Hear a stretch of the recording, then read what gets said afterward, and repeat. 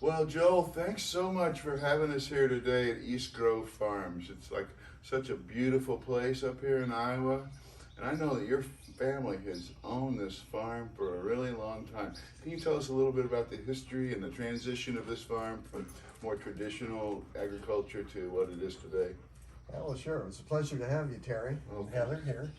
Um, this farm has been in the family since 1837. We're Iowa's oldest farm under continuous family ownership or settlement. And it was kind of a traditional farm in the pioneer days, mainly livestock. My family, they weren't big into grain farming, but they had a lot of timber pasture and timber and woods, and that provided great shelter for livestock. So they kind of used that as their springboard to building up the farm to where it was. It was almost 900 acres at one time. That's sizable. Very sizable. A lot of it was timber yet, but just within the past 20 years, farming techniques changed quite a bit, and our side of the family really didn't have the equipment to keep up with the new modern farming. We didn't really have enough land to do that, so we were looking at alternative crops. And one of the things we looked at were the elderberry, and we had known for years that my dad made great elderberry wine, so we knew, well, there's something there, at least we could make wine out of it. And then through some research, we found you and River Hills Harvest, attended some of your workshops and got some of the cuttings to get started. And so our original intent and business plan was to grow elderberries for the health food market in River Hills. As the elderberries were growing, and we were getting some small crops at first, we decided to do a value-added step and make mead out of it. And the reason we made mead was we wanted it to be an all Midwest product. It's beautiful. And this is some of our apple mead, Johnny Apple mead, which would be a sizer. And it's got just a little bit of elderberry in it, just to kind of give it just a little zing. And a beautiful color. Oh, I love the color of it. It is so nice.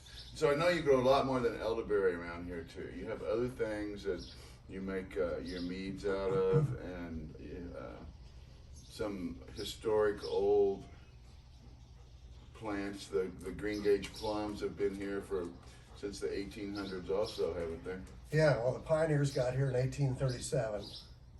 Our Joel C. Garrettson got here in June of 1837. He And, homesteaded right here. well, it was back in the timber, but this was one of his original purchases where we're at now. This house we're at now was my great grandfather's. The original house was a cabin back in the woods, and then they built a house about where the wine barn is, and they used that till about 1899 when they had this built. But, so we're going back through a lot of our old correspondence, and we're finding that they canned green gage plums. They preserved them in preserves. They dried them. It was kind of an easy source of sugar for the pioneers.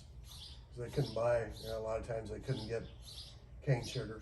I mean, that was kind of a tough commodity to get early on.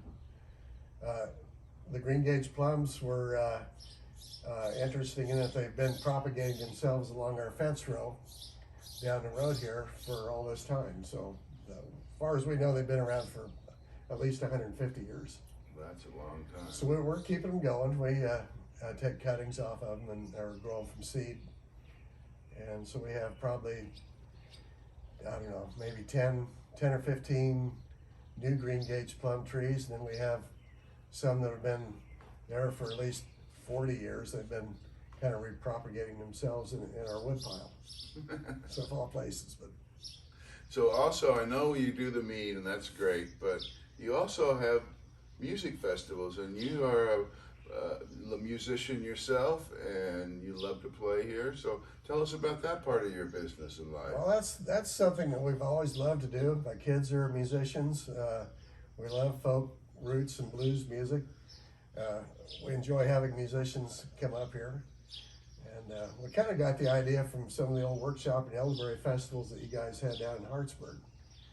So we love that so much. We kind of, if anybody that comes to our festivals and that have been to Hartsburg, there's a little bit of resemblance there.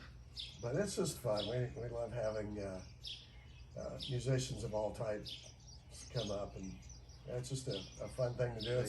It's an opportunity for us to spread the word about the mead that we make. And, Captive audience to sell your mead too. Yeah, absolutely. That's perfect. Well, thanks again for this wonderful day, and Thank you. we'll Cheers. see you again around the neighborhood. Great. Thank you.